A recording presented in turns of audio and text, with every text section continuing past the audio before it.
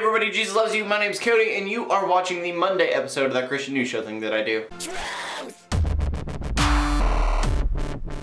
And for the first story of the day, I just want to read a headline I found on Christian Post, because it turns out that studies claim that free birth control actually lowers teen pregnancy and abortion rates. And with that, I can definitely see why a lot of people have looked at Christian media and rage quit a long time ago. Because sometimes the common sense lag is just unbearable. Unfunny Christian media video game reference?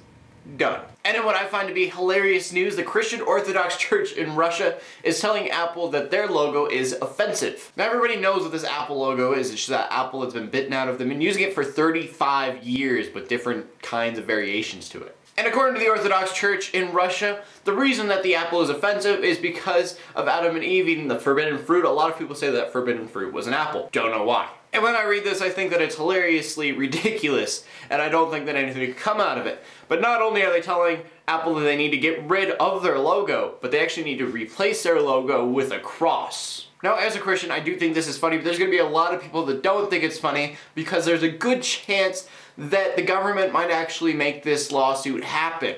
And this is because of the huge amount of support that the Orthodox Church gave Vladimir Putin when he was getting elected. Now, it's not like a for sure thing that they're going to have to change their logo to a cross because of this lawsuit, but it's what it's looking like because of the huge support they have from the president. If the change of the logo does happen, it only happened in Russia, but I just think it's a hilarious situation. Many people who are not Christian probably will disagree with me and not think it's so funny, but it's awesome. It's stupid, but awesome. And because my new show is very heavily inspired by Philip Franco, I'm a huge fan. I will never deny that fact. I don't usually like to bring up stuff that he says. But yesterday he said something that I really loved and I wanted to repeat to you guys because I think it goes the same for you guys, and that is the fact that you can disagree with me.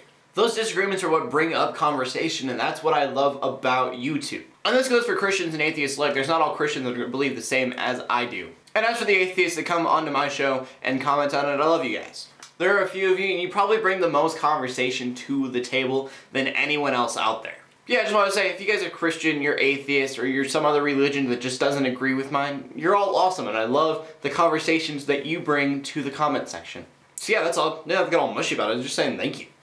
But let's get on to the next story. The next story isn't really a Christian news story, but I think it's a humanity is going forward type news story. Because SpaceX has launched the first commercial rocket ever by anyone. No commercial rocket ever launched before. And that's awesome for everybody because that means that it's not going to be government funded and rockets won't be sent up into space with our tax money. At least kind of, because the spaceships are still carrying cargo that belongs to NASA and NASA's paying them to do it, and yeah. But regardless, this is huge. It's making history. It's just awesome. And SpaceX isn't the only company that's going to be doing this. Orbital Science is going to have a launch in the next few months. It's like a whole new era of space travel, and that to me is awesome because it's sciencey and I love sciencey type things. Even though I can admit that I don't know anything about sciencey type things, and I just like things where they go boom and then go up in the air.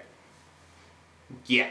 And the final story of the day, in Illinois, a man named Gregory Wheeler II was caught in Oklahoma with plans to bomb 48 churches. The 23-year-old was arrested Friday for possession of an explosive and for violating the Oklahoma Anti-Terrorism Act. And at the hotel that Wheeler was staying at, they found like Molotov bombs, a map to all the different churches, and one of his journals. And according to the journal, his plan was just to destroy all the churches in the United States a little bit at a time. Judging by the fact that he had the schedules of when people would be at the churches the most, you can guess that he was probably going to bomb these churches while the Christians were present at the church building. Needless to say, I think we should be very grateful that something really bad didn't happen. For the Christians watching, I think it's a good reminder to say 1 John 3:13, do not be surprised.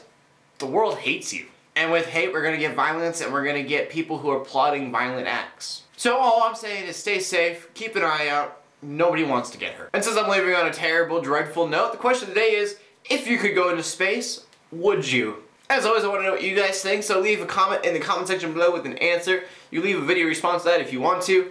That's all that I found interesting in the news today, so in closing, let the haters hate, let the Christians pray, and to everybody like and subscribe. See you later, and God bless.